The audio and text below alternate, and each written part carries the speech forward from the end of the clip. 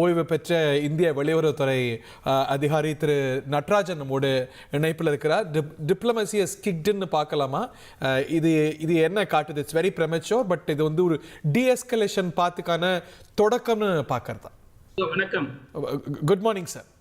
இதை ஒரு டீஎஸ்கலேஷனுக்கான தொடக்கம்னு பார்க்கறதா? இதை எப்படி புரிஞ்சுக்க? இது எதற்கான சமிக்ஞை? அதாவது முதல் நாள்ல இருந்து இந்திய அரசாங்கம் வந்து நாங்க வந்து பாகிஸ்தான் ஆக்கிரமிப்பு காஷ்மீரில் உள்ள தீவிரவாத முகாம்களை தான் நாங்க தகர்த்துவோம், அவர்களை தான் நாங்கள் தாக்குவோம், வேற எதுவும் செய்ய மாட்டோம்னு முதல் நாள்ல இருந்து அப்படிதான் சொல்லிட்டு வருது. அதனால இந்த பதட்டத்தையோ இந்த போரையோ எஸ்கலேட் பண்ணது இந்தியா நிச்சயமா கிடையாது இன்றைக்கு வரைக்கும். இன்னைக்கு கூட காலையில பிரஸ் கான்பரன்ஸ்ல வெளியுறவுத்துறை செயலாளர் திரு விக்ரம் மிஸ்ரி அவர்களும் இதை திரும்ப அதை வற்புறுத்தலாக மீண்டும் கூறியிருக்கின்றார்கள். எல்லாம் நம்மளுடைய அரசாங்கத்தில் அது யாரா இருந்தாலும் சரி, வெளியுறவுத்துறை அமைச்சரா இருக்கட்டும், பிரைம் மினிஸ்டரா இருக்கட்டும், டிஃபென்ஸ் மினிஸ்டரா இருக்கட்டும், ஹோம் மினிஸ்டரா இருக்கட்டும், எல்லாருமே நம்ம இந்த போரை வந்து எஸ்கலேட் பண்ணக்கூடாது அப்படிங்கறதுல நம்ம உறுதியா இருக்கிறோம்.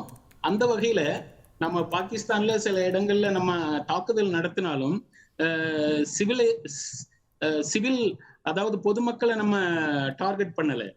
அதே மாதிரி அங்குள்ள முக்கியமான இன்ஸ்டாலேஷன்ஸ் எதையுமே நம்ம குறி வைக்கல. அதுல நம்ம உறுதியா இருக்கிறோம். இதை எஸ்கலேட் பண்ணது பாகிஸ்தான் தான். ரைட். இப்போ இது ஒரு ஹாட்லைன் மீண்டும் ஆக்டிவேட் ஆயிருக்கு அப்படின்னா அது எதை காட்டுது? ஸோ இது வந்து ஒரு டீஎஸ்கலேஷன் பாத் தொடங்கி இருக்குன்னு காட்டுறதா, இல்லாட்டி is too early to assume so?